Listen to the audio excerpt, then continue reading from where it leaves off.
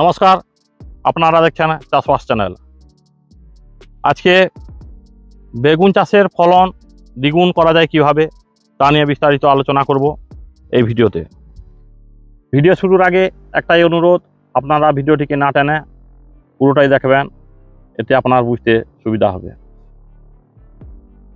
দেখুন, অনেকেই বেগুন লাগান, ফলনও হয়, কিন্তু সঠিকভাবে ফলন না হলে আপনার সেরকম লাভ হবে না। তাই ফলন বাড়াতে অর্থাৎ দ্বিগুণ করতে এই পদ্ধতিগুলি যদি আপনি অবলম্বন করেন তাহলে আপনার ফলন অবশ্যই দ্বিগুণ হবে। প্রথমে আমি আলোচনা করছি গাছ এবং সারির দূরত্ব নিয়ে।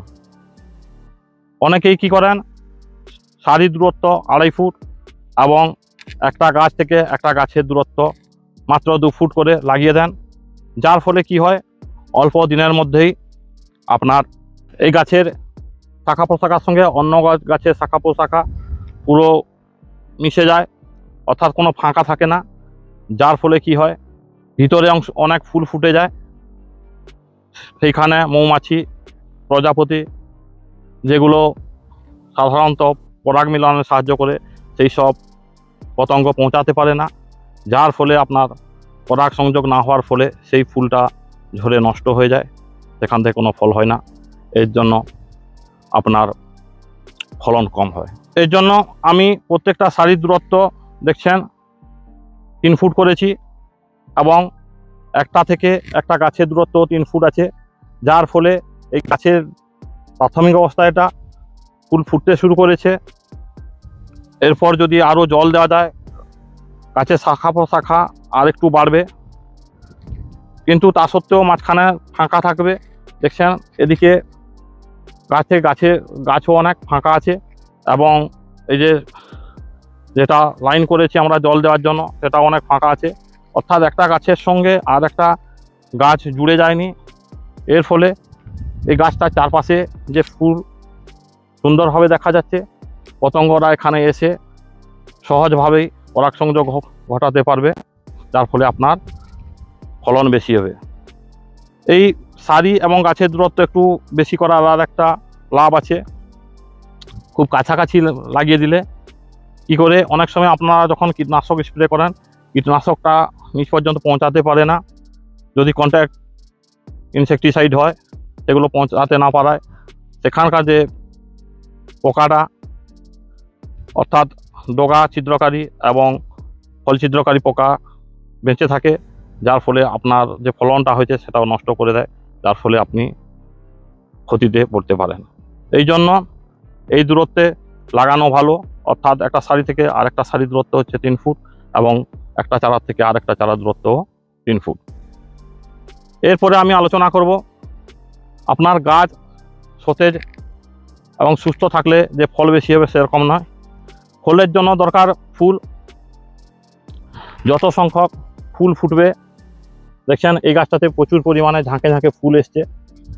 ফুল ফোটাতে অনেক সময় গাছে নানা রকম হরমোন থাকে, সেই হরমোনের অভাবে আপনার গাছের ফুল প্রস্ফুটিত হয় না, যার ফলে ফলের সংখ্যা কমে যায়। তার জন্য গাছকে সতেজ করতে হবে ফুল ফোটানোর জন্য।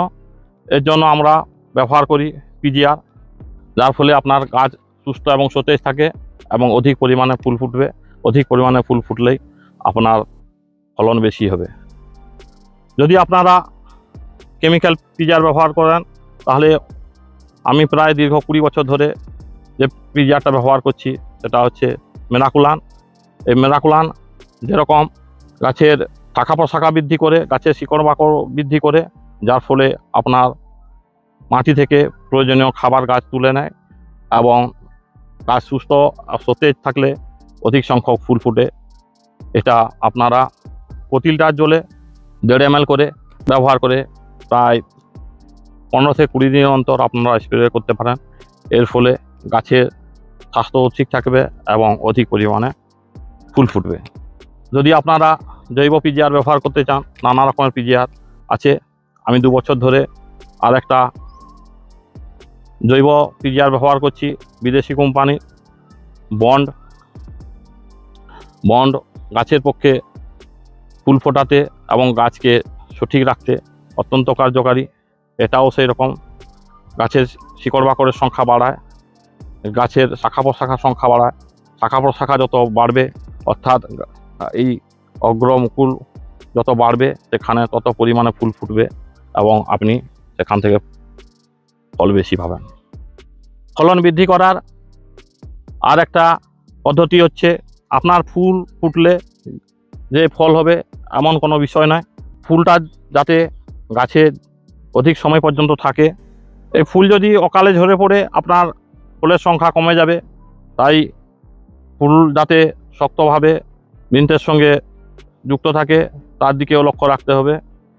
এর জন্য আপনাকে বোরন স্প্রে করতে হবে। বোরনের কাজ হলো ফুলের বৃন্ত শক্ত করবে, যার ফলে ফুল ঝরবে না, এবং পরাগ সংযোগ যে ঘটে তার প্রক্রিয়াকে দৃঢ় করে, যার ফলে পরাগ সংযোগ হওয়ার পর আপনার একটাও ফুল নষ্ট হবে না, সবগুলি ফুলে পরিণত হবে। এই বোরন আপনারা প্রতি লিটার জলে 1.5 থেকে 2 গ্রাম স্প্রে করবেন 15 থেকে 20 দিন অন্তর, যার ফলে আপনার কাছে ফুলের সংখ্যা যেরকম বেশি থাকবে এবং ফুল ঝরবে না এবং ফলের সংখ্যা বৃদ্ধি পাবে। এই দেখছেন আমার পুরো জমিটায় এত ফুল ফুটেছে বেগুন গাছে, কিন্তু একটাও ফুল ঝরে পড়েনি, মাটিতে একটাও ফুল নেই। অর্থাৎ আমি নিয়মিতভাবে পরিচর্যা করার ফলে গাছও দেখছেন কীভাবে পুরো জমিটা, গাছের স্বাস্থ্য কীভাবে আছে, গাছের পরিপূর্ণ পুষ্ট আছে এবং সবুজ সতেজ আছে, যার ফলে আপনার ফলন বেশি হবে। ফলন বৃদ্ধির আর একটা উপায় হচ্ছে, আপনার জমিতে গাঁদা ফুল লাগাতে হবে। এই গাঁদা ফুল আপনার বেগুন কিংবা টমেটোর যদি চাষ করেন অনেক কাজে লাগে। প্রথমত এই ফুল ফুটলে এর আকারে বড় এমন রঙিন ফুল হয়, অনেক দূর থেকে প্রজাপতি এবং মৌমাছিরা পরাগ সংযোগে যেসব কীটপতঙ্গ সাহায্য করে তারা আকৃষ্ট হয়ে এই ফুলে আসে, এবং এই ফুলে যখন আসে তার পাশে আপনার বেগুন গাছেও তারা মধু সংগ্রহ করে, যার ফলে আপনার পরাগ সংযোগ ঘটে এবং এই পদ্ধতিতে আপনার ফলন বেশি হবে। এই গাঁদা ফুল লাগানোর আর একটাও উপকারিতা আছে। বেগুন টমেটো এইসব গাছে আপনারা দেখেছেন অনেক সময় গাছের পাতা কুঁকড়ে যায়। এর কারণ হচ্ছে, প্রথমে মূলের শিকড় গুটি গুটি হয়ে যায়। তার কারণ হচ্ছে মাটিতে কৃমি জাতীয় একটা পোকা থাকে, সেটার আক্রমণ করলে গাছের মূলে, যেটাকে নিমাটেড রোগ বলে, এর হাত থেকেও রক্ষা পাওয়া যায়।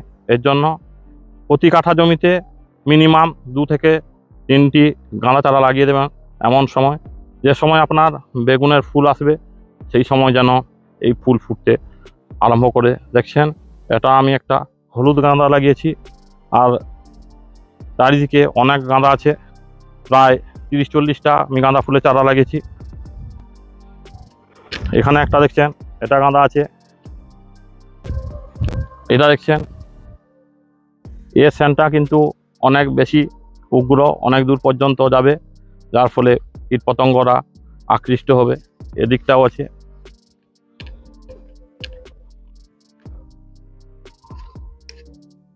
মোটামুটি গাছের ফাঁকে ফাঁকে লাগিয়ে দিতে হবে, যে হিসাবটা আমি বললাম, যেন প্রতি কাঠাতে মিনিমাম 2 থেকে 3টি গাঁদা চারা থাকে। এর ফলে আপনার গাছও সুরক্ষিত থাকবে, রোগের হাত থেকে রক্ষা পাবে, এবং অধিক সংখ্যায় কীটপতঙ্গ আকৃষ্ট হয়ে এই ফুলকে দেখে আসবে। এই ফুলকে দেখে আসার সঙ্গে সঙ্গে আপনার বেগুন গাছে বসে মধু সংগ্রহ করার সময় পরাগ সংযোগে সাহায্য করবে। ফলন বাড়ানোর আরেকটা দিক আপনাকে লক্ষ্য রাখতে হবে। অনেকেই কি করেন, শীতকালে সকালে দুপুরে যে কোনো সময় কীটনাশক স্প্রে করে দেন। এই স্প্রে করে দেওয়ার ফলে ক্ষতিকারক কীটপতঙ্গ মরার সঙ্গে সঙ্গে আমাদের পরাগ সংযোগে সাহায্য করে যে পতঙ্গগুলা, সেগুলোও মারা যায়। যার জন্য ধীরে ধীরে যে কোনো ফসলের ফলনের সংখ্যা কমে যাচ্ছে। 10 বছর আগে যেভাবে টমেটো, বেগুন, লঙ্কা যেভাবে ফলন হতো, বর্তমানে সেভাবে হয় না। এর কারণ হচ্ছে আমরা এখন এই অতিরিক্ত কীটনাশক ব্যবহার করার ফলে কী করা হচ্ছে, কোনো জায়গায় মৌমাছি আর সেরকম দেখা যায়নি আগে যেভাবে দেখা যেত। তাছাড়া এখন ছন সরিষার পরিমাণ কমে গেছে, যার জন্য সেই মৌমাছিরা তাদের খাবারের জন্য যে ফুলের রেণু সেগুলো পাচ্ছে না, যার ফলে যে অঞ্চলে ফুলের চাষ হচ্ছে সেই জায়গায় চলে যাচ্ছে। কিন্তু এইভাবে যদি আমরা চাষ করতে থাকি এবং যে কোনো সময় কীটনাশক ব্যবহার করতে থাকি, পতঙ্গ সংখ্যা কমে যাবে, যার ফলে আপনি গাছ যতই ভালো করুন না কেন, সুস্থ সতেজ রাখুন না কেন, ফলনের সংখ্যা কমে যাবে। সেই জন্য আমাদের লক্ষ্য রাখতে হবে, অবশ্যই বিকেলের পর সন্ধ্যার সময় কীটনাশক স্প্রে করতে হবে এবং মাঝে মাঝে ফুলের চারা লাগাতে হবে, সরিষা ছন যেগুলো ফুল থাকে, যাতে এই কীটপতঙ্গগুলো তাদের খাবারের জন্য প্রয়োজন মতো রেণু পায়, যার জন্য আশেপাশে আপনার বাসা বাঁধবে এবং আপনি যখন ফসল লাগাবেন সেখান থেকে এসে পরাগ সংযোগে সাহায্য করবে, যার ফলে আপনি ফলন ভালো পাবেন। বেগুন চাষ সম্বন্ধে ভিডিওটি আপনাদের কেমন লাগলো কমেন্ট বক্সে অবশ্যই কমেন্ট করে জানাবেন। যদি ভালো লাগে লাইক ও শেয়ার করে দিবেন এবং আমার চ্যানেলের সঙ্গে যুক্ত থাকতে হলে চ্যানেলটিকে সাবস্ক্রাইব করে বেল আইকনটি কল করে দিবেন। ধন্যবাদ।